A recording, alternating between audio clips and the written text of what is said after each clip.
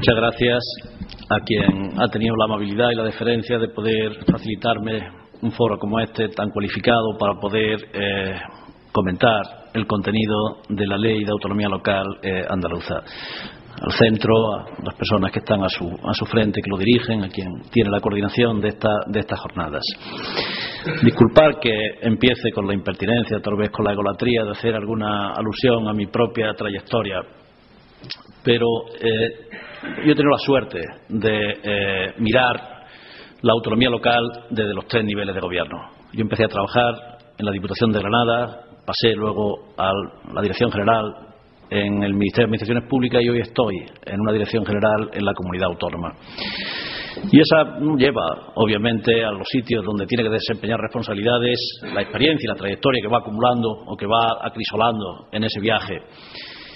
Y bueno, esto evidentemente da un ángulo y una perspectiva de la que yo me siento con validad legítima. Por lo menos he podido ver esto, he podido vivirlo desde los 3 niveles de gobierno. Por tanto, inevitablemente yo no haré aquí una conferencia, como diría Max Weber, sin ir a estudio. Yo tengo a mí lo siento, realmente tengo la pasión política de mirar lo local. Por aquello que decía aquel hombre, ¿no?, tan ingeniosamente, si yo fuera objeto sería objetivo, pero como soy sujeto, soy subjetivo. Y por tanto, la única forma de ser objetivo es hacer explícita la subjetividad. Yo hago una defensa apasionada del mundo local porque creo una razón muy sencilla. Cuando yo llegué al Ministerio de Administraciones Públicas, recuerdo que el ministro me llamó para que le contara un poco qué se podía hacer en la legislatura, cómo se podía abordar la regulación de lo local. Y yo, que había sido muy crítico, lo digo aquí porque lo escribí antes de desempeñar responsabilidades, yo fui muy crítico con la Ley 57 de 2003, creo que una ley desafortunada para la autonomía local. Le dije, mira, yo creo que la expresión más clara de la marginalidad política e institucional de lo local en el Estado de las Autonomías la da una conferencia que se llama Conferencia Sectorial de Asuntos Locales. Es decir, como si lo local fuera un sector o un asunto objeto de las disputas competenciales de otros 2 niveles de gobierno. Yo creo que, en la medida que podamos, tenemos que esforzarnos políticamente para elevar lo local a la categoría de sujeto, que sea un nivel de gobierno. Una cuestión muy sencilla, que tiene profundas implicaciones políticas y jurídicas. Y esto se lo leí a un prestigioso catedrático de Derecho Administrativo, Muñoz Machado, un homenaje que le hizo a García del Terría. Decía: la esencia de la democracia es la lucha contra la concentración de poder. Y ese es un objetivo que se alcanza o bien dividiéndolo o bien dispersándolo entre varios niveles de gobierno. La tradición más europea es la de la división, la tradición más anglosajona del federalista americano es dividirlo entre varios niveles de gobierno. Por tanto, cuando un nivel de gobierno desaparece, lo que se empobrece es la democracia, se empobrece el pluralismo político. Esto es importante, luego algo diré sobre esto, pero esto tiene una implicación jurídica que casi nunca creo yo que se sacan sus consecuencias hasta su última medida.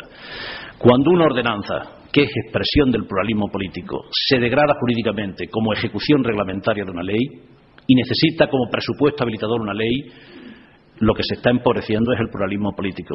Se está menoscabando la democracia. No es simplemente un problema de fuente del derecho. Esto, evidentemente, no deja de ser muy interesante y muy retador desde el punto de vista intelectual, pero hay un profundo problema político. Algo comentaré luego de esto.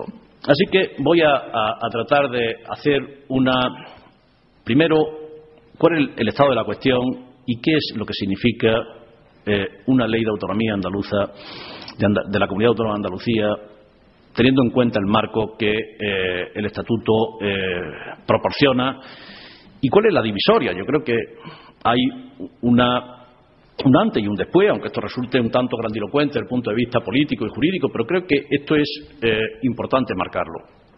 ¿Qué opción se hizo en el año 85 en la Ley de Base de Régimen Local? Esto está muy bien explicitado en la exposición de motivos. Se dice: ningún interés es ajeno al mundo local, pero no se pueden identificar intereses locales en sentido exclusivo. Es decir, no se pueden reconocer competencias a los municipios, porque no habría ninguna posibilidad de establecer una correspondencia biunívoca entre un interés local y una competencia local. Entonces, lo que se hace es reconocer a los municipios la posibilidad de intervenir o de participar cuando algo les afecte. Ese es el postulado que hay ahí. Como contrapunto a ese postulado de la imposibilidad de distinguir competencias locales es que la ley de bases de régimen local, y eso se dice expresamente en el preámbulo, pese a ser una ley ordinaria, tiene una vis específica o una posición ordinamental que hace que condicione al resto de los legisladores. Estos son los dos grandes postulados por los que se hizo la ley de bases de régimen local. Porque, evidentemente, en la Constitución no hay título competencial sobre el régimen local, en ningún sitio. Las bases del régimen jurídico de las administraciones públicas del artículo 149.1.18 pues fue digamos, lo que el Tribunal Constitucional encontró para fundamentar un título competencial del Estado. Pero no hay en sitio alguno donde se diga cuál es el legislador del régimen local o el legislador de la autonomía local. Lo que hay es un reconocimiento en el artículo 137 a la autonomía local como un derecho, si queréis, pero de luego no hay identificado en la Constitución un legislador de régimen local. Bueno, se confiaba en que efectivamente con estos postulados se pudiera realmente preservar la autonomía local. Quien estuvo detrás de esta ley, un catedrático muy reconocido, que es Luciano Parejo, yo he tenido la fortuna de conocerlo en la comisión del Libro Blanco que redactó los trabajos preparatorios de un anteproyecto de ley de base de administración y gobierno y administración local. Cuando hacía 7 u 8 años de promulgada la ley, en el año 92, hacía un balance de por dónde había ido la aplicación de la ley, y cada vez que lo ha vuelto a hacer ese balance, cuando escribió el ensayo muy extenso en el Tratado de Derecho Municipal que coordinó Muñoz Machado y luego también en los anuarios, siempre puso de manifiesto, decía él tal vez con melancolía, que la pretensión expresada en el preámbulo de que un legislador de régimen local que tiene una vía específica y una posición ordinamental en el sistema de fuentes del derecho no ha condicionado a los legisladores sectoriales. El legislador sectorial se ha sentido con una enorme amplitud en sus posibilidades de disponer de la autonomía local, y eso ha resultado no neutralizable por las previsiones de la ley de base de régimen local. Es decirlo de una manera más sencilla. El artículo 2.1 de la actual ley de base de régimen local dice que, según la distribución constitucional de competencia, Estado y comunidades autónomas atribuirán competencia a municipio y provincia atendiendo a dos criterios: la naturaleza de la actividad pública y la capacidad de gestión de los municipios, con los principios de máxima descentralización y proximidad de los administrados a los asuntos públicos. Ese es el artículo 2.1, en el que se fijan las bases de cuáles son las atribuciones de competencias, que supuestamente lo que en el artículo 25.2 se enumeran una serie de materias donde con esos principios el legislador sectorial deberá dar competencias. Pero claro, lo que muchas veces no hemos reparado mirando la ley de base de régimen local es lo que dice el artículo 62. El artículo 62 no está en las competencias, está sistemáticamente, y yo cuando estudiaba Derecho me llamaba la atención sobre la importancia que tiene la interpretación sistemática de los textos, el sistema, de cómo se hace un texto, está en las relaciones interadministrativas. Y se dice que cuando un legislador entienda que por oportunidad o inconveniencia no se puede proceder a la asignación diferenciada de competencias, entonces se garantizará participación o intervención en procedimientos cuya última decisión corresponde al Estado o la comunidad autónoma. ¿Qué significa esto?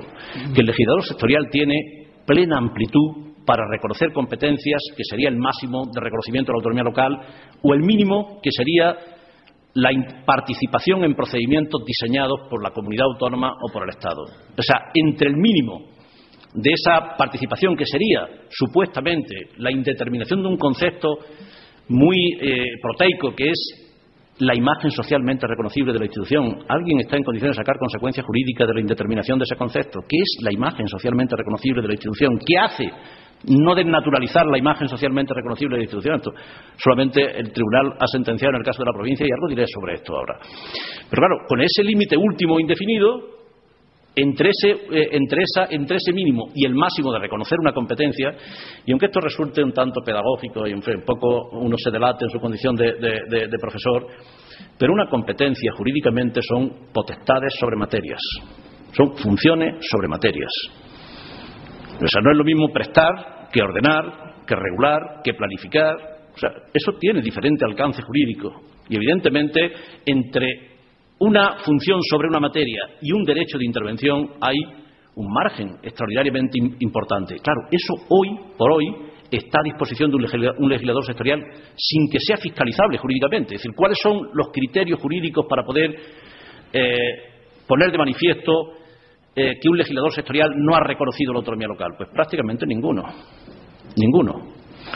Claro, yo esto se lo leí en una expresión que me parece cabal a otro profesor. No quiero hacer aquí una exhibición de erudición bibliográfica, pero uno tiene el sentido de gratitud a quien le ha enseñado cuando ha leído algo. Santa María Pastor lo decía: no es lo mismo impugnar una ley por los derechos que deja de atribuir